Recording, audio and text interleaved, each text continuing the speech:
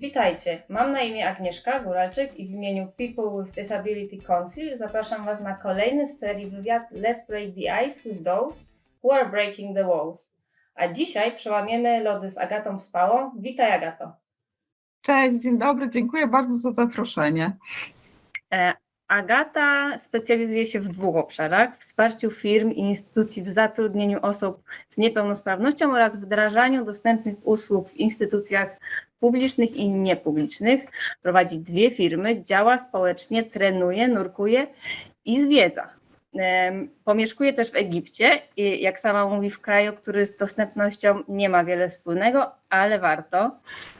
We wcześniejszych wywiadach pisze, że Twoje osiągnięcia to miks wiary w siebie oraz ciężkiej pracy. Mówi się, że talent to tylko 1% naszego sukcesu, natomiast 99% to właśnie ciężka praca. Jak jest u Ciebie? Ile jest tej wiary w siebie, a ile tej ciężkiej, codziennej pracy?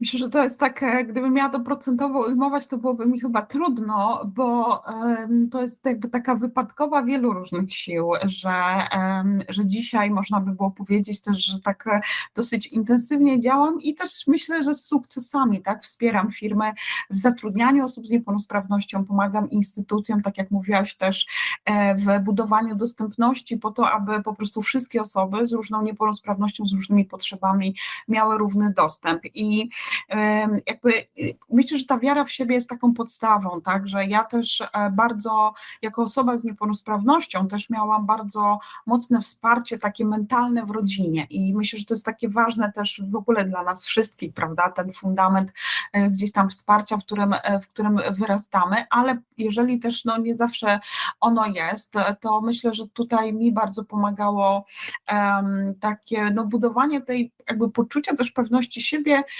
ale tak jak powiedziałam, to jest wypadkowa wielu różnych momentów, tak? Między innymi tego, kiedy, nie wiem, rozpoczęłam swoją pierwszą pracę, że miałam świetnych szefów, którzy gdzieś mnie tam pchali do działania, wierzyli we mnie, wierzyli w moje możliwości.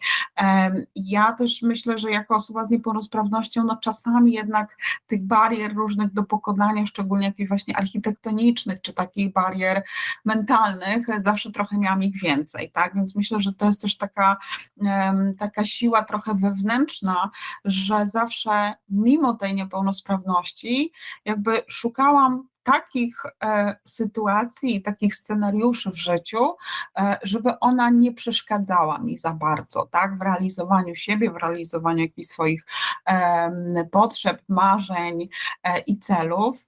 Natomiast ja zawsze mówię, że nie żyjemy sami w świecie i nie ukrywam, że też wiele rzeczy pewnie nie byłoby możliwe, gdyby nie wsparcie ludzi, nie wsparcie moich przyjaciół, wsparcie mojego męża, wsparcie otoczenia, tak, że to też jest bardzo istotne, ale chyba to, co było dla mnie istotne, że ja też nie obawiałam się prosić o pomoc, kiedy jej potrzebowałam. I to jest chyba też takie coś, co często przekazuję, że czasami my, tak samo jako pracownicy, tak, w wielu różnych sytuacjach możemy potrzebować jakiegoś wsparcia, ale to wcale nie oznacza, że tak powiem, nie możemy go dostać, tak, tylko czasami trzeba o tym po prostu powiedzieć. Jasne. Bo chorujesz na rdzeniowy zanik mięśni, ale tak jak mówiłaś, nie przeszkadza Ci to w podejmowaniu czasem nawet ekstremalnych wyzwań, ponieważ również nurkujesz. Nie obawiałaś się tego? To po prostu było tak, że po prostu podjęłaś tą decyzję, poszłaś na kurs? Oj, bardzo się obawiałam. W ogóle wiecie, to jest takie śmieszne trochę, że często ludzie, kiedy mówią o nurkowaniu, to mówią: Agata, to ty musisz świetnie pływać, prawda? Że to jest takie, jednocześnie się powinno wiązać jednak z tym, że ktoś dobrze pływa. Ja, słuchajcie, jako osoba, która jakby rdzeniowy zanik mięśni polega też na tym, że te mięśnie są osłabione, więc ja nigdy nie, jakby fizycznie nie byłam jakaś super sprawna.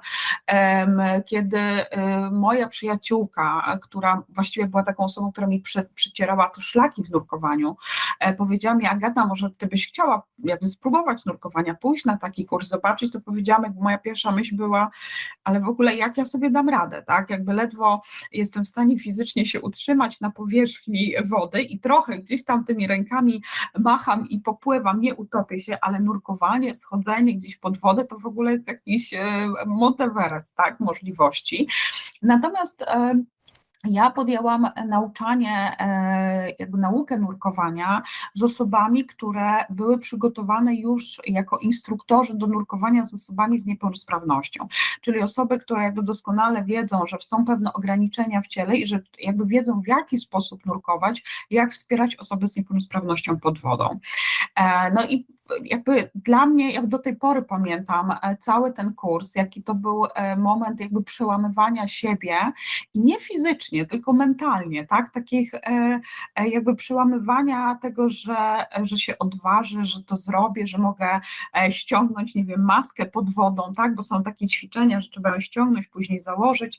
To było chyba dla mnie najbardziej traumatyczne, bo jakby nie lubię, kiedy ta woda gdzieś tam do nosa się wlewa i do tej pory to jest jakieś coś takim większym dyskomfortem w nurkowaniu. Natomiast do tej pory też pamiętam, kiedy pojechałam na dokończenie kursu nurkowego właśnie na Chorwację i to był taki moment, kiedy po prostu się zakochałam, tak, wchodząc pod wodę i to jest też, myślę, że to nie jest z perspektywy osoby z niepełnosprawnością, bycie pod wodą daje wolność. Nie ma ciążenia, nie ma barier architektonicznych, po prostu jest tylko nurkowanie, tak? Jest ta obecność pod wodą w świecie, w którym na co dzień no nie możemy go tak zwiedzać i być tam, więc tak, to był taki moment przełomowy i wiedziałam, że ta przygoda tak naprawdę dopiero rozpoczęła się i od właściwie 2006 roku no jestem takim nurkiem jakby cały czas. Oczywiście czasami jest to jakieś, mam dłuższe przerwy, ale zawsze wracam. To jest tak, że zawsze wracam i to jest tak jak z tą jazdą na rowerze, że się jakby wchodząc pod wodę z automatem, biorąc ten pierwszy oddech, nigdy się nie zapomina, jak to trzeba robić. Także tak, nurkuję i faktycznie i lubię to robić i też niedługo przede mną kolejne wyprawy, także bardzo się z tego cieszę.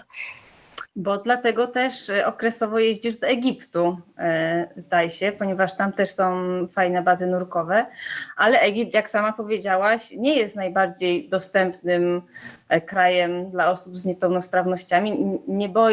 Nie bałaś się tego, że jakoś to będziecie tam ograniczać, skoro spędzasz tam no, parę miesięcy czy parę tygodni w roku, jak mówiłaś?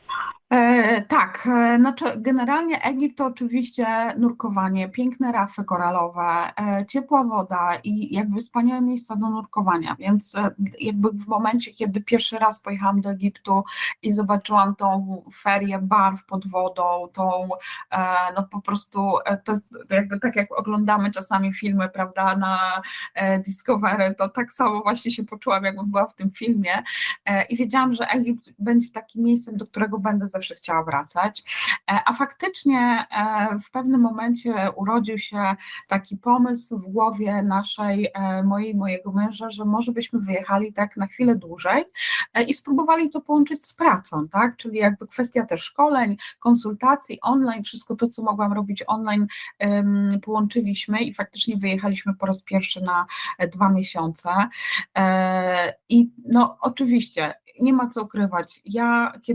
Czy w ogóle nawet nie ma co porównywać, jeśli chodzi o dostosowanie jakiekolwiek Egiptu a Polski, tak? Jakby myślę, że przed Egiptem jeszcze wiele, wiele lat takiej jakby zmiany, ale ja też to widzę, że jednak na przełomie 10 lat te zmiany też zachodzą, tak? Czyli bardziej infrastruktura zaczyna być dostosowana, czyli nie wiem, hotele, no bo głównie wiadomo, jakby to też jest, ja jeżdżę w takie miejsca turystyczne, tak? Bo tam są też te bazy nurkowe. One są coraz bardziej przystosowane. Natomiast myślę, że w Egipcie jest coś, co powoduje, że te bariery architektoniczne są łatwiejsze do zniesienia. To jest mentalność też ludzi. tam ja wiem, że jako osoba z niepełnosprawnością na pewno nie zostałabym bez żadnej pomocy. Jakby to jest też kwestia takiej ogromnego potrzeby też wsparcia innych, więc jakby to, tamtejsi mieszkańcy, tak to nazwę, naprawdę bardzo mocno są tacy chętni do wspierania, do pomocy, łącznie z tym, że wiecie, czasami no, trzeba po prostu, tak jak mnie na wózku, wnieść na tą łódź, tak, więc mamy różne sposoby. To jest trochę tak, że potrzeba matką wynalazków, tak, więc pamiętam, że kiedy zaczęliśmy wynajmować od naszej przyjaciółki jej mieszkanie w Egipcie, no to niestety tam wszędzie są bardzo wysokie krawężniki, wysokie progi, więc poprosiliśmy po prostu o zrobienie takich drewnianych podestów, które nam pomagają pokonywać między innymi te jakieś stopnie do wejścia czy wysokie krawężniki. I tak chyba jest też z tą dostępnością. Wiecie, że z jednej strony to jest tak, że są konkretne rozwiązania. Ja mam nadzieję, że te rozwiązania w Egipcie będą coraz powszechniejsze, ale tak naprawdę też jest potrzebna obecność i chęć wsparcia po prostu innych ludzi, tak? I to jest coś, na co w Egipcie faktycznie jako turystka, jako nurek, jako osoba, która też po prostu od czasu do czasu żyje w tamtej społeczności, to wiem, że zawsze możemy liczyć, tak? Bo też nie jesteśmy tam sami. Czyli czasem trzeba zawalczyć, żeby jakby zrobić pierwszy krok, a potem już będzie troszkę łatwiej. Tak, ja myślę sobie, że tak trochę w takiej szukania sensów też w tej wypowiedzi, to tak czasami też jest w życiu, tak? I ja ze swoją, jakby w swojej i karierze zawodowej, i w różnych, jakby podejmowaniu różnych działań, zawsze był ten pierwszy krok. Tak samo był pierwszy krok w nurkowaniu i pójście na ten basen i zanurzenie się po prostu pierwszy raz ze sprzętem. Tak samo pierwszym krokiem był wyjazd do Egiptu, na zasadzie spróbujmy i zobaczymy, jak będzie. I już dzisiaj wiemy, że będziemy wracać. Zresztą już mamy, że tak powiem, kupione bilety na przyszły rok, więc na pewno wrócimy. I to tak jest zawsze, tak, że jeżeli jakby do czegoś chcemy dążyć, czy coś nam się marzy, czy chcemy podjąć jakiegoś działania, to myślę, że to jest tak, że to jest ten pierwszy krok, a później po kolei zaczynają się dziać różne rzeczy, które nam mogą pomagać, no ale to też od nas zależy, czy podejmiemy też wysiłek, tak, bo tak trochę jak zapytałaś mnie na początku, ile jest talentu, ile pracy, to ja nie ukrywam, że w tych moich działaniach jest bardzo dużo pracy, też takiej pracy nad sobą, pracy nad swoją motywacją, nad nad tym, żeby po prostu się nie poddawać, kiedy te trudności się pojawiają, a one się zawsze pojawiają, tak, i zawsze będą się pojawiać, więc tego nie unikniemy.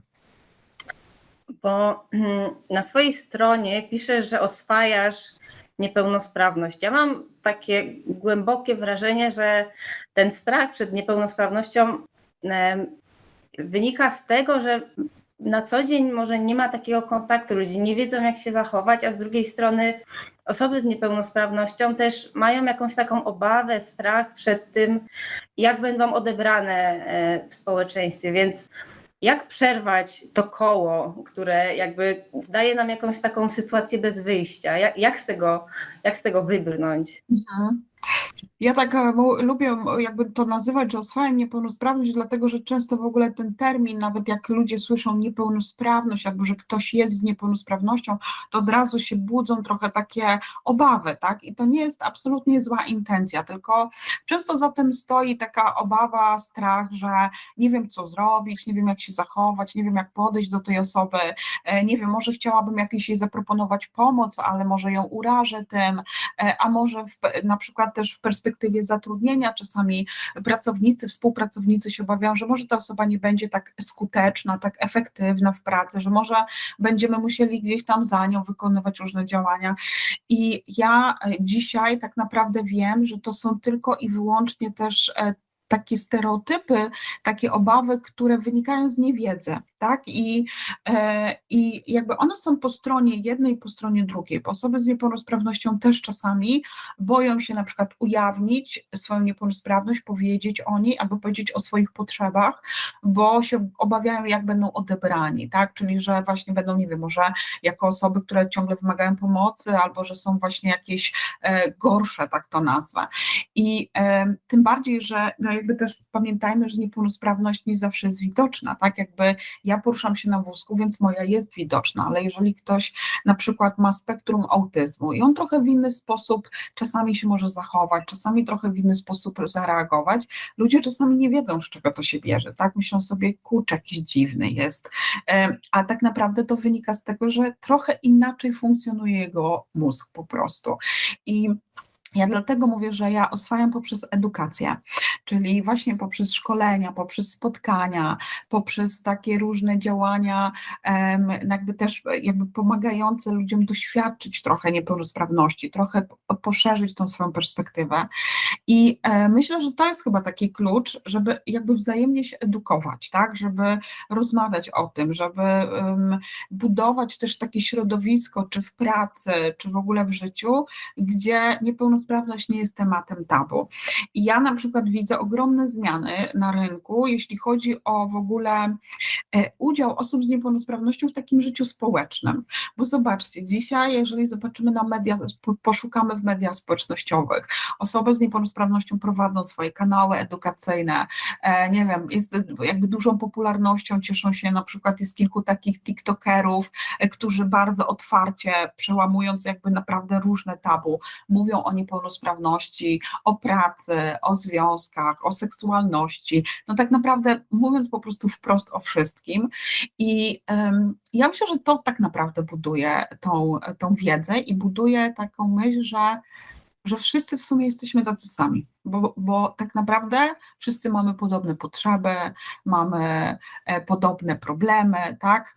Osoby z niepełnosprawnością mogą mieć inne wyzwania, bo one są związane z dostępnością, czasami z brakiem jakiejś dostępności stron internetowych, czy problemów w komunikacji, bo ktoś jest osobą głuchą i miga, tak? I on, nie wiem, jakby z kimś, kto nie miga, jest mu trudniej się dogadać, co absolutnie nie jest niemożliwe, ale trudniejsze.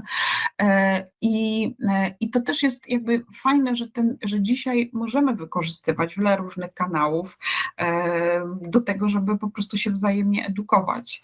Ja się bardzo cieszę też na to, że dzisiaj jakby mogę też mocno też powiedzieć tak o tym, że ta edukacja jest ważna i ta wzajemna otwartość, że to naprawdę nie jest nic złego, jeżeli osoba pełnosprawna zainteresuje się osobą z niepełnosprawnością, w jaki sposób może jej pomóc, czy czego ona w pracy potrzebuje, a z drugiej strony osoby z niepełnosprawnością też myślę, że muszą też w pewien sposób jakby traktować swoją niepełnosprawność jako coś normalnego, tak? Bo jeżeli ja przychodzę na przykład, nie wiem, na rekrutację i jestem osobą z niepełnosprawnością, no to po prostu taka jestem, ale mam pewne umiejętności, mam różne talenty, które możecie jako firma wykorzystać, ale też mam pewne potrzeby, bo na przykład muszę mieć przystosowaną toaletę, ale z drugiej strony, nie wiem, rodzice, którzy mają na przykład, nie wiem, malutkie dziecko, też będą mieli jakieś potrzeby, czasami elastyczności na przykład czasu pracy, albo pracy zdalnej na przykład od czasu do czasu. Także